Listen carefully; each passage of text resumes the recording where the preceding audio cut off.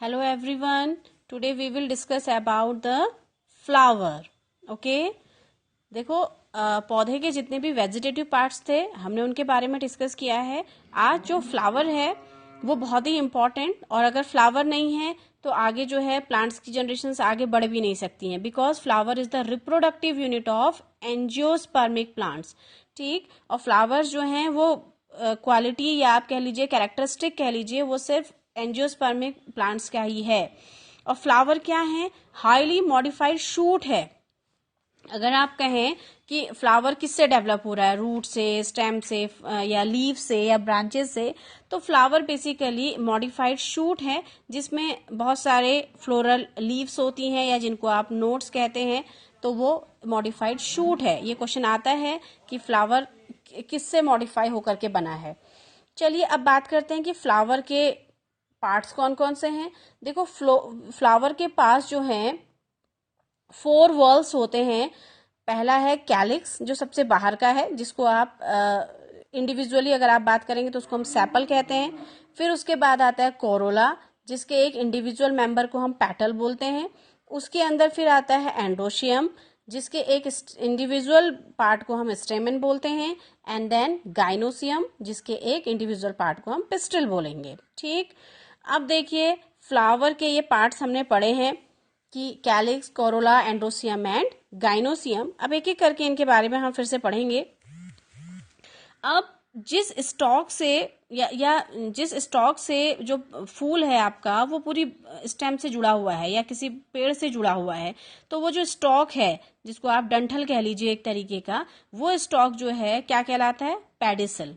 ठीक है, जिसकी सहायता से या with the help of which the flower is attached to the plant is called pedicel.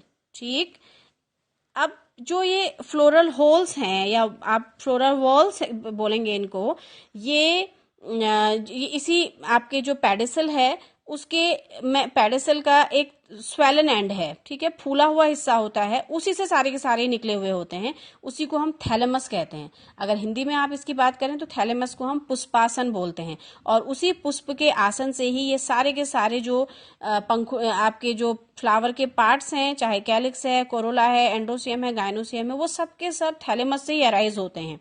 ठीक, the floral leaves are arranged in the whorls on the swollen end of the pedicel called thalamus. एक हिस्से से तो वो किससे जुड़ा हुआ है? पेडिसल के स्टेम से जुड़ा हुआ है या प्लांट से जुड़ा हुआ है, और पेडिसल का ही एक हिस्सा स्वेलन हो जाता है जिसको हम थैलेमस कहते हैं, और उसी हिस्से से जो है सारे के सारे पार्ट्स अराइज हुए होते हैं। ये आप देख रहे हैं, जैसे ये पेडिसल है, मान के चलिए इस वाले कोने से तो वो प्लांट से जुड़ा होगा ना, प्लांट की जो भी स्टेम है उसके साथ ये जुड़ा है। और इसका देखो एक एंड कैसा है, ये स्वेल हुआ हुआ है कि नहीं, फूला हुआ है ये हिस्सा, और इसी हिस्से से जो है ये सारे के सारे पार्ट्स अराइज हुए हैं। कैलिक्स, कोरोला, अभी एंडोसियम आएगा, फिर गाइनोसियम आएगा, तो ये सारे पार्ट जो हैं वो इसी से अराइज हुए हैं। ठीक, अब कैलिक्स और कोरोला की अगर हम बात करें तो इसको मैं आपको एक फ्लो चार्ट से समझाती हूं।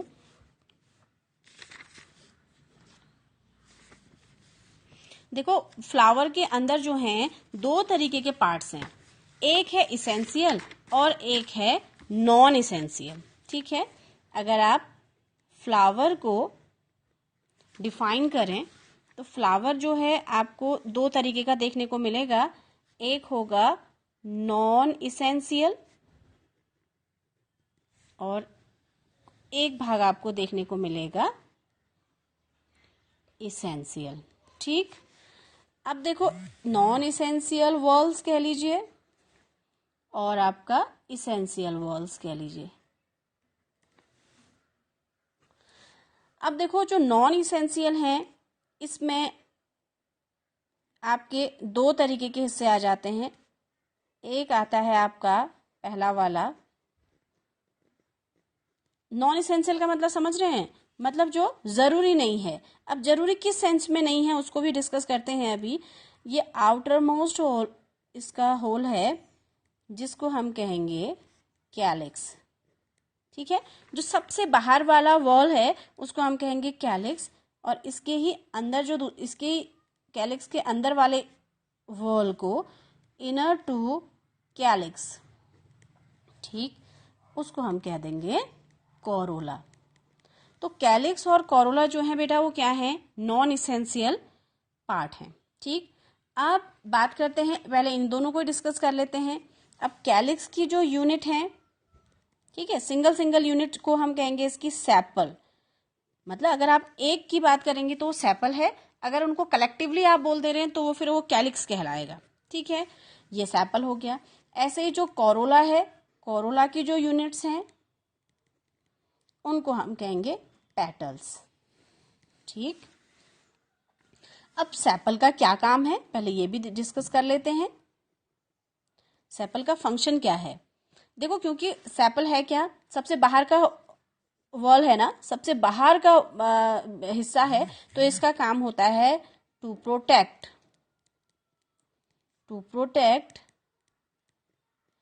इनर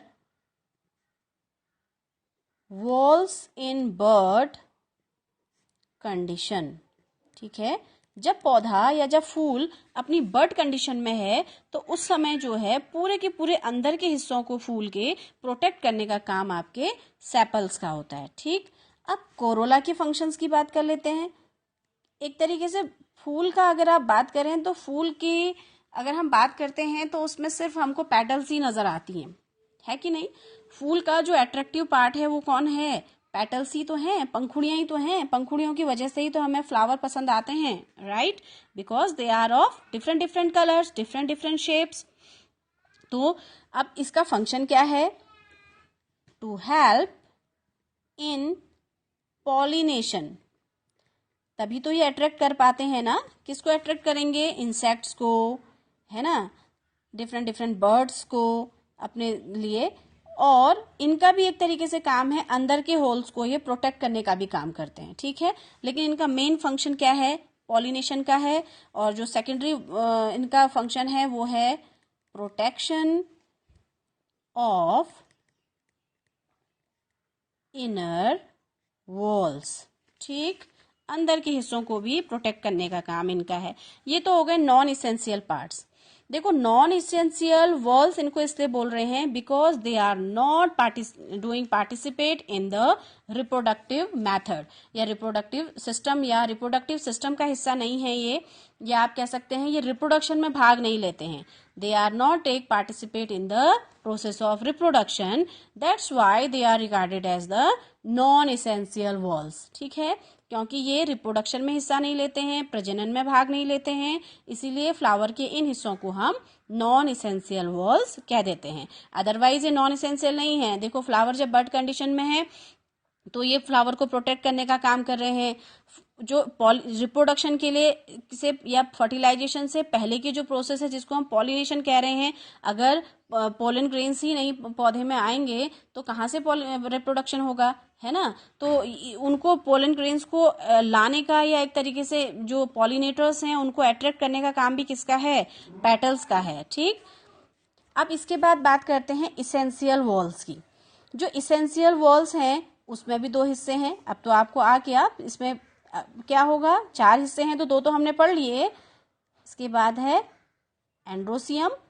ठीक, एंड्रोसियम जो है, अगर एंड्रोसियम के सिंगल यूनिट की आप बात करेंगे तो वो होगा स्टेमेन। ठीक है, इसको नेक्स्ट उसमें बताती हूँ। अगर आप इसेंशियल, ठीक है, अगर आप इसको इसेंशियल वॉल्स की इसकी बात करते हैं तो इसके अंदर भी दो पार्ट्स आते हैं। पहला है